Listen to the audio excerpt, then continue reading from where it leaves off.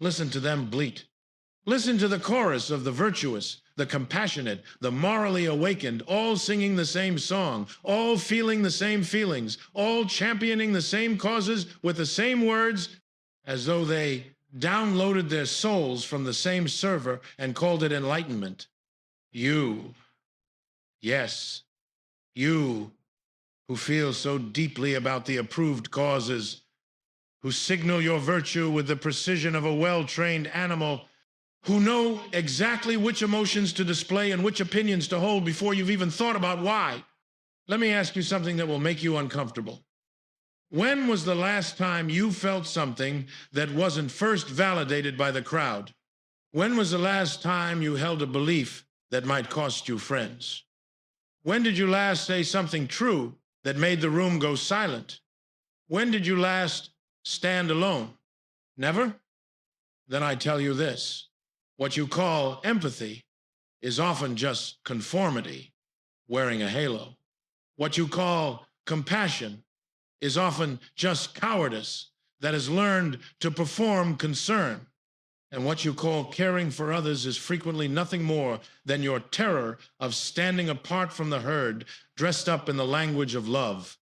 I, who have walked alone where the air is too thin for the comfortable, who have thought thoughts that earned me exile from the very humanity I sought to elevate.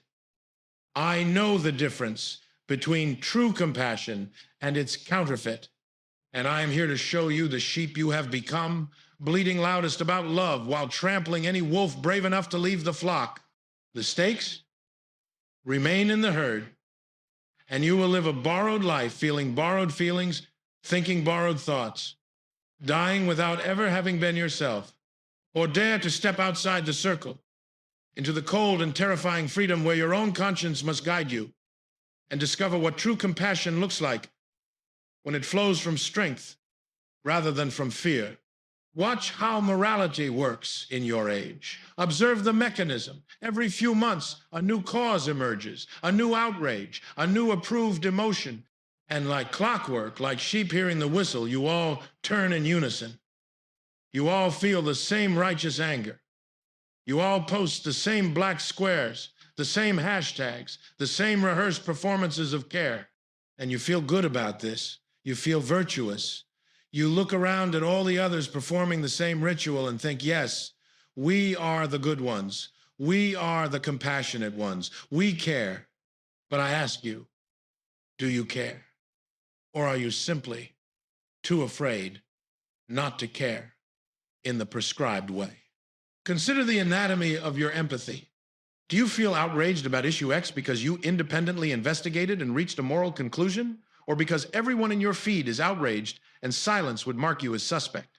When the herd moves on to the next cause, does your concern evaporate? Do you champion this week's approved victims while forgetting last month's because the crowd has already moved and you dare not be left behind? Have you ever felt sympathy for someone the herd has designated as unworthy? Have you ever defended someone who has committed the unforgivable sin of wrongthink? Or do you join the ritual of destruction, throwing your stone with the others, calling it justice? Tell me, when the list of acceptable opinions changes, and it always does, for the herd is fickle, do you change with it?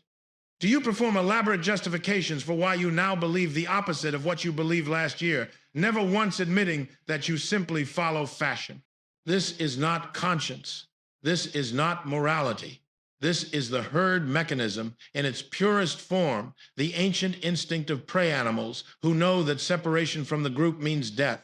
You have made a virtue from this fear. You have made a religion from conformity. You have created an entire moral universe where the highest good is agreement, where the most praised quality is echoing the chorus, where the greatest sin is standing alone. Here is what you must understand. True compassion cannot be mass-produced. It cannot be downloaded. It cannot be performed according to a script written by the algorithm of collective emotion.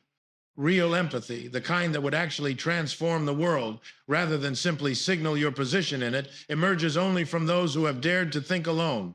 It comes from those who have descended into their own depths, wrestled with their own shadows, and emerged with a conscience forged in solitude rather than borrowed from consensus. The compassion of the herd is not compassion at all.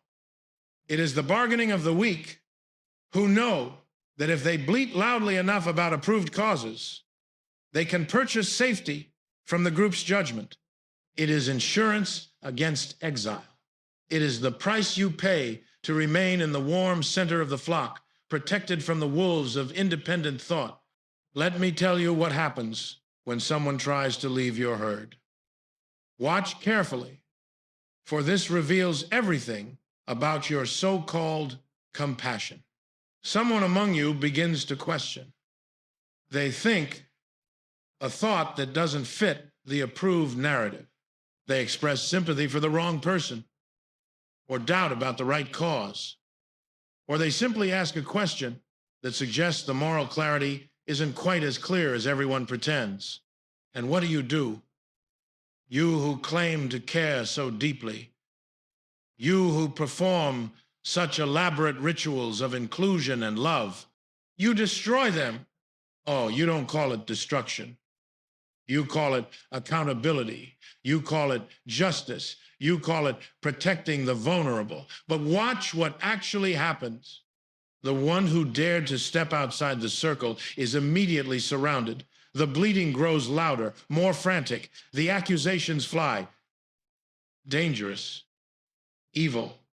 The crime is not what they said. Often, you cannot even articulate what they said, only that it made you feel unsafe, which has become the ultimate justification for any cruelty. No, the real crime is that they left the circle. They stopped performing the required emotions. They broke the unspoken law of the herd. Thou shalt not think alone. Thou shalt not feel differently. Thou shalt not question the consensus. And you who are so compassionate, you feel righteous as you participate in their destruction, because the herd has given you permission to be cruel. As long as the target has been designated as other, as long as they are the wolf, you can bite without guilt. As long as they are the outcast, your conscience is clean. This is the secret function of herd morality. It allows you to indulge your cruelty while feeling virtuous. It lets you participate in ritual sacrifice while calling it justice. It permits you to tear someone apart while insisting you're protecting others. Do you see it now? The compassion you perform so loudly is only extended to those who remain in the circle, who follow the rules, who echo the approved emotions. It is not universal love, it is tribal allegiance. It is not moral principle, it is in-group loyalty. And here is the deepest irony. The wolf you fear and destroy is often the one with actual courage. The one who left the flock did what you cannot. They stood alone. They risked the cold and the hunger and the isolation because something in them refused to live a borrowed life. They chose truth over comfort, authenticity over approval, the dangerous freedom of their own conscience over the warm prison of collective agreement. But you cannot forgive this. You cannot allow it, because if they can leave and survive, it suggests you might have a choice too. And that terrifies you more than anything. So you destroy them. Not despite your compassion, but because of your cowardice. You call it care. I call it what it is. The herd protecting its borders, using morality as a weapon against the threat of individual conscience. But let us go deeper still. Let us examine what you have lost in this trade: your independence for belonging, your conscience for consensus, your soul for safety. You have outsourced your moral sense to the collective. You no longer ask, what do I believe is right? You ask, what does the group believe is right? You no longer feel with your own heart, you feel what you're supposed to feel. You no longer think with your own mind, you think what you're allowed to think. And you call this enlightenment. You call this progress. You call this being on the right side of history. Consider what you have become. You cannot watch a film, read a book, or examine an idea without first consulting the herd's judgment. Is it approved? Has it been deemed acceptable? What is the consensus opinion? Only then do you allow yourself to engage with it, and even then, only in the approved way. You cannot form an opinion about any moral question without first scanning the horizon to see where the herd is moving. You wait, you watch, you see which way the wind blows, and then, only then, do you venture your deeply held belief, which is really just the group's belief borrowed for the moment. You have developed the instincts of a prey animal, constant vigilance for threats, hyper-awareness of the group's position, immediate panic when someone strays, relief only when everyone is together moving in the same direction. You have become exquisitely sensitive to social cues and completely numb to your own inner voice. The death of God was supposed to free you to become the creator of your own values. Instead, you simply transferred your worship to the new deity, the consensus, the herd, the algorithm, the collective judgment that tells you what to feel and when to feel it. What you have lost is precisely what makes you human. The capacity to stand alone with your own conscience and let it guide you into truth, even when that truth is unpopular, uncomfortable, or dangerous. This is not about being contrarian for its own sake. This is not about rejecting compassion or embracing cruelty. This is about understanding that real morality, the kind that could actually elevate humanity, cannot emerge from the herd. It can only emerge from individuals who have dared to think for themselves, feel for themselves, and create their own values from the raw material of their own honest examination of life. True compassion, the kind I am calling you toward, comes only after you have left the herd, only after you have stood alone in the wilderness and faced the terror of your own moral solitude, only after you have built your own conscience from the ground up, questioning everything you were told, examining every assumption, and keeping only what survives your most honest scrutiny. This is the compassion of the strong. This is the love that flows from abundance rather than from fear. And it looks nothing like your performance of care because it does not need an audience. It does not need approval. It does not need to be seen. So what am I asking of you? I am asking you to do the most terrifying thing imaginable: leave the herd. Not physically, you need not become a hermit, but spiritually, intellectually, morally. I am asking you to step outside the circle of consensus and dare to think for yourself, to feel for yourself, to forge your own values in the fire of your own honest confrontation with existence, reading the forbidden books, engaging with the dangerous ideas, not to necessarily agree with them, but to test your own beliefs against them in honest combat, feeling sympathy where you're not supposed to, questioning causes where questioning is prohibited, withholding judgment when the herd demands immediate condemnation, speaking truths that cost you friends, holding beliefs that might earn you exile, standing alone when the mob demands you join their righteous destruction, building your own moral framework from first principles, rather than downloading the current version from the herd's operating system. This is not easy. This is not comfortable. The herd will sense your departure, and they will try to pull you back. They will accuse you of everything they fear: hatred, cruelty, danger. They will tell you that your solitary conscience is arrogance, that your independent thought is privilege, that your refusal to echo is violence. And you will be tempted to return. The cold is real out here. The loneliness is real. The herd looks warm from the outside, and its songs of collective virtue sound so beautiful from a distance.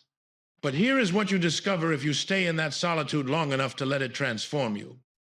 Your own conscience, forged in isolation and tested against reality rather than consensus, becomes a more reliable guide than 1,000 borrowed beliefs. You begin to feel genuine empathy, not the performed kind that earns social points, but the real thing that emerges when you see another human being clearly, without the lens of what you're supposed to feel about them. You begin to love in a way that doesn't require an audience. You begin to care in ways that don't fit the approved scripts. And paradoxically, when you stop trying to prove your compassion to the herd, you become capable of real compassion for the first time, because now it flows from your own depths rather than from your fear. Now it emerges from your own values rather than from borrowed virtue. Now it is the gift of a sovereign individual rather than the bargain of a frightened sheep. This is what I mean when I say that true compassion is the gift of the strong, not the bargain of the weak. The strong do not need the herd's approval to care. They do not need consensus to guide their conscience. They have built something authentic within themselves, and it overflows into the world not because they must, but because they can. And so we arrive at the choice that has been before you all along, though perhaps you could not see it until now. Behind you lies the herd, warm, safe, certain, where every moral question has an approved answer, where you never have to stand alone or think for yourself or risk the terror of your own conscience, where you can bleat with the others and call it compassion, perform the required emotions and call it enlightenment, follow the moral fashions and call it integrity. Most will return there. Most will read these words and feel a momentary discomfort before finding a way to dismiss them. He's too harsh, you'll say. He doesn't understand nuance. He's promoting individualism at the expense of community. You'll find the approved language to reject what you've heard, and the herd will welcome you back with relief. But ahead lies something that terrifies and calls to you in equal measure. The solitary path where you must build your own conscience, forge your own values, and become responsible for your own moral sense, where no consensus can save you, no algorithm can guide you, no herd can keep you warm, where you must stand alone with existence and ask the hardest questions with no guarantee of comfortable answers. This is the path of the strong. This is the path of those who might one day create something new, rather than simply echoing what already exists. This is the path of the philosopher, the artist, the true revolutionary, not the revolutionary who replaces one herd's values with another's, but the revolutionary who dares to think beyond the very concept of herd values. If you take this path, you will suffer. You will be lonely. You will be called cruel names by those who cannot forgive you for leaving. You will doubt yourself in the deep night when the questions come and no chorus rises to answer them for you. But you will also discover something the herd can never give you: yourself, your own voice, your own values, your own conscience, clean and clear and yours. And from that solitary peak, you will look back at the herd not with contempt, but with genuine compassion, the kind that sees their fear without judging it, that understands their need for belonging without sharing it, that wishes them well while knowing you cannot return. Begin then. Question 1, belief you hold because everyone holds it. Feel sympathy for one person the herd has designated as unworthy.